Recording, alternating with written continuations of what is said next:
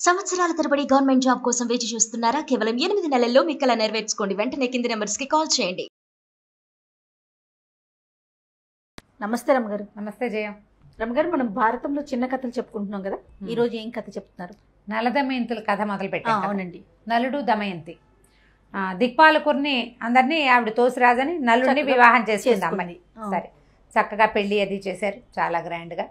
దిక్పాలురు కూడా సరే, ఆ అమ్మాయి అతని ధర్మపరాయణత్వము, ఆ అమ్మాయి యొక్క పాతివ్రత్యము, అంటే ప్రేమించిన వాడినే వివాహం చేసుకోవాలి, ఇతరులను వెళ్ళకూడదు, దేవతలు దిగి వచ్చినా సరేనన్న ఆ అమ్మాయి తాలూకు సద్బుద్ధికి చాలా మెచ్చుకున్నారు.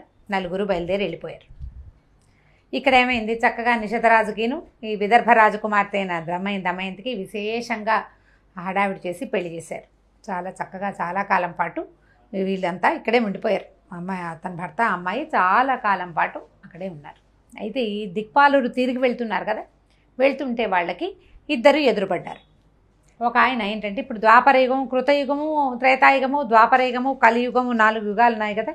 ఈ 4 యుగాలకి నలుగురు పురుషులు ఉంటారు. ద్వాపరయుగ పురుషుడు, కలియుగ పురుషుడు, కలిపురుషుడు, ద్వాపర పురుషుడు అనాలి. వాళ్ళిద్దరూ ఎదురుపడ్డారు. ఎదురుపడేసరికల్లా కొన్ని కథల్లో శనేశ్వరుడు అని కూడా చెప్తారు. ఈ కలిపురుషుడు అన్న మాటే నాకు బాగుందనిపించింది మరి. ఓకే. అయితే ఎదురుపడేసరికల్లా ఎక్కడికి బయలుదేరారు, ఎక్కడికి అని మాట్లాడుకుంటే ఈ కలిపురుషుడు ఏం చెప్పాడంటే, దమయంతి స్వయంవరం, వైదర్భి స్వయంవరము, మేము ఆ అమ్మాయిని నేను వివాహం చేసుకోవాలనుకుంటున్నా, అందుకని బయలుదేరాం అనేసరికల్లా దేవతలు నవ్వారు. వీళ్ళు నలుగురు పక్కపక్క నవ్వి, అయిపోయిన పెళ్ళికి బాజాలేమిటి, వివాహం అయిపోయింది, మమ్మల్ని కూడా కాదని ఆ అమ్మాయి వైదర్భి నలుణ్ణి, నలమహారాజు నరుణ్ణి పెళ్లి చేసుకుంది అనేసరికల్లా వీళ్ళకి చాలా ఒళ్ళు మండిపోయింది, కోపం వచ్చేసింది కలిపురుషుడికి. మేము రాను కూడా, మమ్మల్ని అందరికీ ఉత్తరాలు పంపించారు, రాకుండానే పెళ్లి చేసేస్తారా? పైగా దేవతల్ని దిక్పాలురుని కాదని నరుణ్ణి వలవడానికి ఏమిటి కారణం? అతను చాలా ఉత్తమ గుణాలు ఉన్నవాడు, చాలా ధర్మపరాయణుడు, ఏ లోపము లేని ఉత్తమ మానవుడు అని దేవతలు మిగిలిన వాళ్ళు నలుగురు చెప్పారు. ఇంద్రాది దిక్పాలకుడు ఈ కలి అన్నాడు, నాబోటి వాడు నేను గనక ఒకసారి ఆవేశిస్తే ఎలాంటి వాడినైనా కింద మీద చేస్తాను నేను. అంటే కలిపురుషుడు ఆవహించాలన్నా, కలి ప్రభావానికి లోనవ్వాలన్నా వ్యక్తుల్లో ఒక దుష్టత్వం ఉండాలి, ఒక చెడు, ఒక పాపం, ఒక లవలేశమైన ఉంటే కానీ కలి ప్రభావం ఉండదు అతని మీద. అతను చాలా ధర్మాత్ముడు, నీ వల్ల కాదు అతన్ని ఏమైనా చేయటం అని మిగిలిన దిక్పాలకులు చెప్పారు. కానీ వీళ్ళిద్దరికీ నచ్చలేదు. ద్వాపర పురుషుడు సామాన్యంగా ఉన్నాడు, కలికి మాత్రం చాలా చికాకు కోపము వచ్చింది. ఏమనుకున్నాడంటే, దిక్పాలురుని కాదని వివాహం చేసుకున్న వైదర్భికి బుద్ధి రావాలి, ఇట్లా మమ్మల్ని అపహాస్యం చేసినట్టుగా దిక్పాలురిని అపహాస్యం చేసి అమ్మాయిని వివాహం చేసుకున్న వాడికి బుద్ధి రావాలి, కాబట్టి మేము ఎలాగైనా ఇతని అంతు చూడాలని భావించారు. వాడిని లైన్లో పెడతాను చూడండి నేనని చెప్పాడు. అంతే బుద్ధి వచ్చేలాగా చేస్తానన్నాడు. నలుడంత గొప్పవాడేం కాదని ప్రూవ్ చేయాలి అని పెట్టుకున్నాడు అనమాట. అతను వచ్చి ఈ విదర్భ రాజ్యంలో దేశంలోకి ఉండిపోయాడు. అవకాశం కోసం చూస్తున్నాడు అనమాట కలిపురుషుడు. చూస్తుంటే ఏమైంది, వీళ్ళనేమో పెళ్లి కొడుకుని, పెళ్లి కుమారుని, కూతుర్ని కొద్ది రోజులు అట్టే పెట్టుకున్నారు పెళ్లివారింట్లో. తర్వాత తమ రాజ్యానికి తరలి వెళ్ళాక ఇట్లా రాజకుమార్తెను తీసుకొస్తున్నాడని నలుడు రాజ్యంలో, నిషధ సామ్రాజ్యంలో అంతా చక్కగా పండగ చేశారు, తోరణాలు కట్టారు, ఎంతో వైభవంగా చేశారు. చాలా అంటే స్వాగత సత్కారాలు బాగా చేశారనమాట. వచ్చిన తర్వాత చక్కగా అతను ఏం చేశాడంటే అందరికీ అన్నీ పంచిపెట్టాడు, బాగా దాన ధర్మాలు చేశాడు. తన వివాహం జరిగిన నేపథ్యంలో కోరుకున్న స్త్రీ దొరకటం, దిక్పాలుల్ని కూడా కాదనుకుని తనని వరించినటువంటి అమ్మాయిని ఎంత గౌరవించాలి మరి, అంతా గౌరవించి చాలా విశేషంగా దాన ధర్మాదులు, యాగాదులు, యజ్ఞాదులు చేశాడు. కలిపురుషుడు అతని కోసం వేచి వేచి వేచి చూస్తున్నాడు. ఎప్పుడైనా ఒక్కసారైనా ఏదో ఒక సందర్భంలో అయినా అతనిని పట్టుకోవడానికి అవకాశం ఉందేమోనని చూడగా జరుగుతూ ఉంది. ఈ లోపల దమయంతి దేవి గర్భవతి అయింది.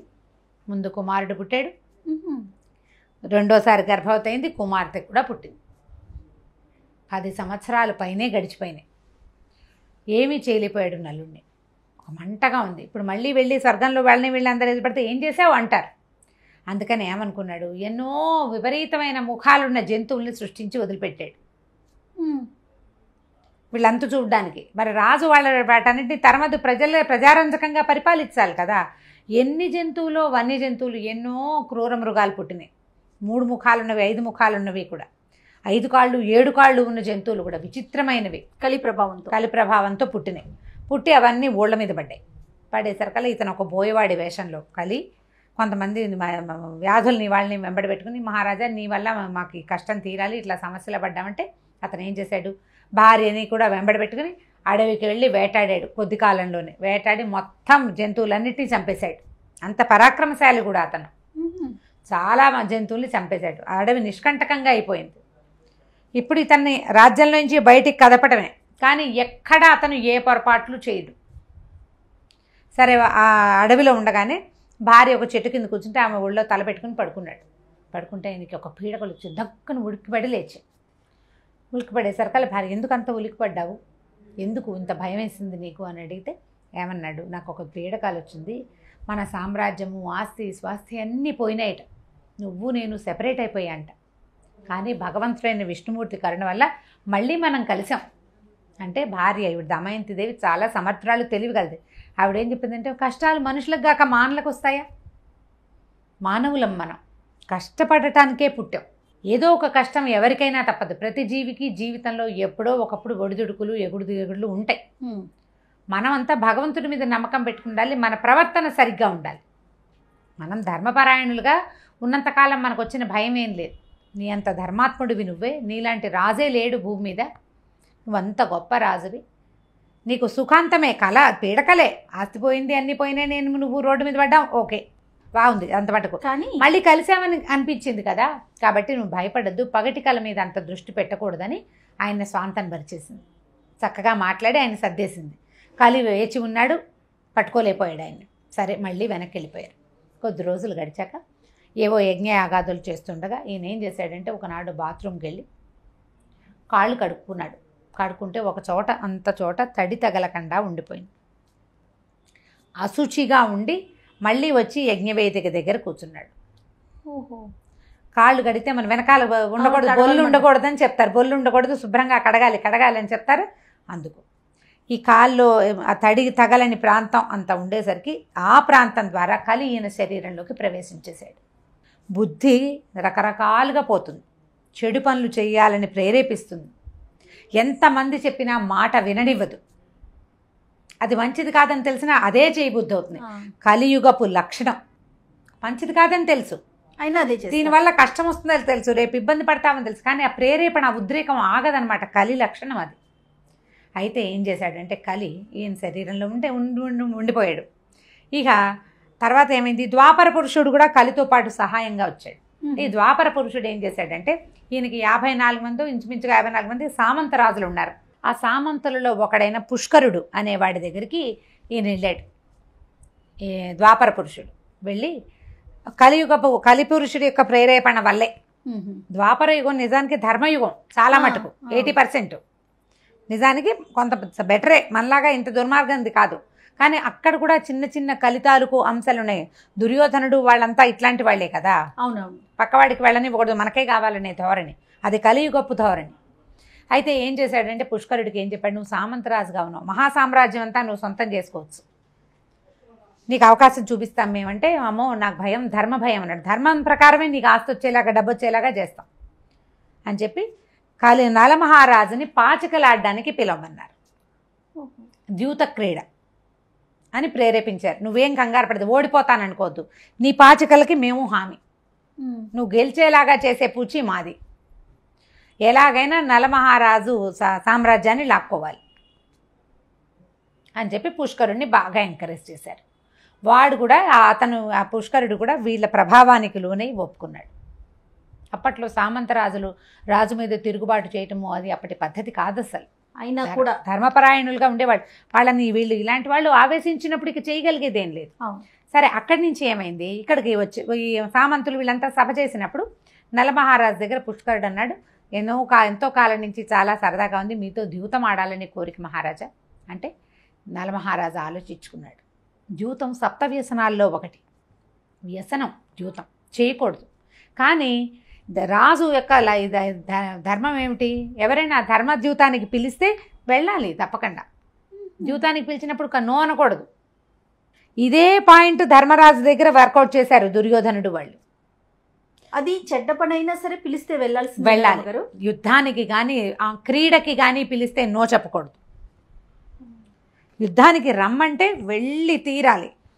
ద్యూతానికి రమ్మన్నా కూడా అంతే. క్రీడకి మన ఇద్దరం కలిసి ఆడుకుందాం రా అని పిలిస్తే రాజు కాదనకూడదు. అవతల వాడు కూడా రాజు కదా, సమౌజ్జి, వాడు పిలిస్తే వెళ్ళాలి.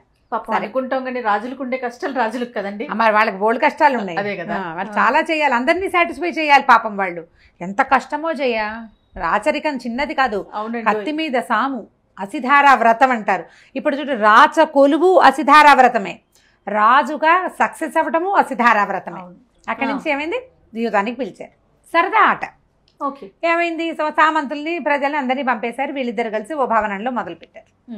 మొదలుపెట్టి దమయంతి ఏమిటంటే ఆట ఎందుకు వచ్చింది ఇదంటే, ద్యూతానికి పిలిచాడు సరదాగా. మొదట ఈ చేతిగా నా గాజు, నా కంకణం నీ కంకణం, నా కేయూరం నీ కేయూరం, నా కిరీటం నీ కిరీటం. ఎన్ని పెట్టినా కిరీటాలు పోయినాయి, కంకణాలు పోయినాయి, గొలుసులు పోయినాయి, ముత్యాల గొలుసులు పోయినాయి. ఒకటి ఒకటి ఒకటి పుష్కరుడి పరమైపోతున్నాయి. పాచికలు వాడికి ఏం వేస్తే అది వచ్చేస్తుంది. నలుడు వేస్తే ఓడిపోతాడు, గెలవలేడు. నలుడు ఒక్కసారి కూడా గెలవల. సరదా కాడే ఆటలో కూడా గెలవకూడదు, గెలవలేదంతే. ఇతనికి లోపల కూర్చున్న కలిపురుషుడు నో అనిపించాల. మళ్ళీ గెలుస్తానేమో, ఈసారి పోగొట్టుకున్నదంతా లాగేసుకోవచ్చేమో. అదే కదా వ్యసన పరుగులకి వచ్చేది. అవునండి, ప్యాకెట్లో పోగొట్టుకుంటారు. ఇంకొకసారి ఒక 10,000 దొరికితే పోగొట్టిందంతా లాగేస్తాను అనుకుంటారు. కలి లక్షణం అది. వ్యసనాన్ని మాననివ్వడు కలి. తాగుబోతుతనం కానీ, ఈ పేకాట కానీ, మట్కాలు అవి ఆడతారు, పిచ్చి ఆటలు. పులిజూదం కూడా ఆఖరికి అంటే పులిమేక ఆడతారు. పులిమేక అని పులిజూదం మీద కూడా పోటీలు పెట్టి ఊళ్ళలో ఆస్తులు పోగొట్టుకున్న వాళ్ళు ఉన్నారు తెలుసా. ఏమీ లేదు, జస్ట్ చిన్న ఒక చిన్న సున్నా జుట్టు ఇట్లా గీతలు గీస్తారు, గళ్ళు. చిన్న ఆట, అరుగుల మీద కూర్చుని ఆడుకుంటారు. సరదాగా మొదలుపెట్టి పొలాలు ఒడ్డేసిన వాళ్ళు ఉంటారు. అంత జూతం పిచ్చి. ఒకసారి గనక ఓడేమా ద్విగుణీకృతోత్సాహంతో మళ్ళీ దిగుతారు. కోడిపందాలు ఇక ఎంతంత పోగొట్టు. బెట్టింగ్ ఎంత పిచ్చిగా ఉంది. అవునండి, వాళ్ళెవరో ఆడుతుంటే వాళ్ళ మీద మనం పందెం కట్టడం ఏంటని అనుకోవట్లా. జీవితం ఇలా వ్యసనంగా ఉంటుందన్నమాట ఆ పందెం వడ్డటం అనేది. ఇట్లా ఈయన రాత్రి పగలు ఈ ఆటలో మునిగాడని తెలుసుకుని పట్టణ ప్రజల్లో పెద్దవాళ్ళంతా వచ్చారట. ఇదేం ఆట ప్రభు, ఏనాడైనా నువ్వు జీవిత క్రీడ ఆడేవా? వద్దు ఆపమంటే ఆపలేదు, ఆపాలనిపించల. ఇంకా ఆడేద్దాం అనిపించింది. భార్య బతిమలాడింది. మెల్లిగా రాజభవనాలు అవి పందెల్లోకి వచ్చేయటం మొదలుపెట్టాయి. బెదిరిపోయింది ఈవిడ దమయంతి. ఏం చేసింది, ఒక సారథిని, బాగా ఈయనకి అలవాటైన సారథిని ఒకటి పిలిచి పిల్లలిద్దరిని పంపించేసింది. ఏదో జరగబోతుంది అనిపించి అపశకునాలు కనిపిస్తున్నాయి ఆవిడికి. గుడ్లగూబలవి, నక్కలవి అరుపులు వినపడుతున్నట్టు అట్లా భయంగా ఉంది. వద్దన్న కొద్దీ చేస్తున్నాడు అతను. మానటల్లా. పిల్లలిద్దరిని తండ్రి దగ్గరికి పంపించేసి పుట్టింటికి. చివరికి ఏమైంది, రాజ్యం ఒడ్డారు. పోయింది రాజ్యం అంతా. మొత్తం పుష్కరుడి పరమైపోయింది. పైనున్న ఉత్తరీయం కూడా ఒడ్డేశాడు.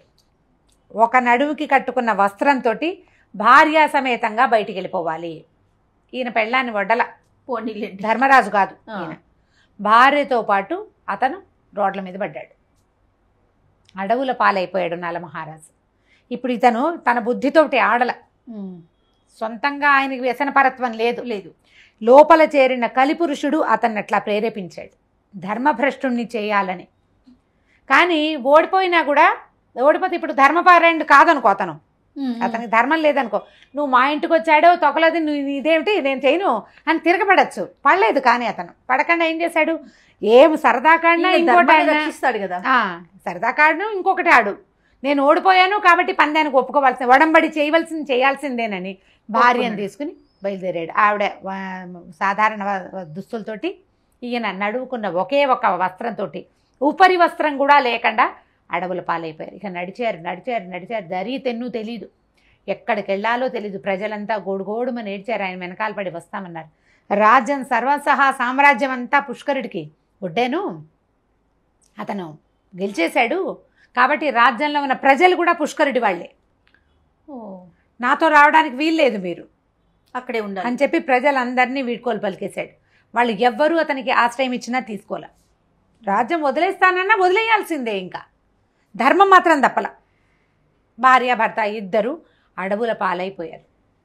2-3 రోజులు ఏక బిగిన నడుస్తూనే ఉన్నారు. భార్యను చూస్తే బాధ, ఏం చేయాలో తెలియదు. ఎండకన్నేరు కానీ రాజకుమార్తె. తండ్రి ఎంతో యజ్ఞం చేసి పూజ చేసి తపస్సు చేసి మునుల వరం వల్ల పొందిన కూతురు. దిక్పాలకుడిని కూడా వద్దని, నువ్వే కావాలని పెళ్లి చేసుకుంటే చివరికి నేను ఇది చేశాను, ఈ అమ్మాయిని అడవుల పాలు చేశానని ఆ దుఃఖం తట్టుకోలేకపోయాడు ఆయన. ఏం చేయాలో తెలీదు. ఆమె చెప్పింది, ప్రజలు వచ్చి చెప్పారు. అయినా కూడా మరి ఏ శక్తి లోపలుండి నన్ను ఈ పిచ్చి ఆటకి ప్రోత్సహించిందో ఆయనకు తెలియలేదు. కన్నీరు మున్నీరుగా ఉంది లోపల. మగవాడు పెద్దగా ఏడవలేడు. ఆవిడ పోతే పోయింది, భర్త అయినా తనతో పట్టినాడు, పిల్లలు సేఫ్గా ఉన్నారని ధైర్యంగానే ఉంది. నడుస్తున్నారు, మరి నడవలేకపోతోంది. ఏం చేస్తారు, అట్లా వెళ్తూ ఉన్నారు. ఇలా వెళ్తూ ఉన్నటువంటి నలదమయంతులు ఎక్కడికి చేరారు, వీళ్ళ కథ ఎలా కంచికి చేరిందో మనం వచ్చే భాగంలో తెలుసుకుందాం. తప్పకుండా అండి. నమస్తే. నమస్తే జయ.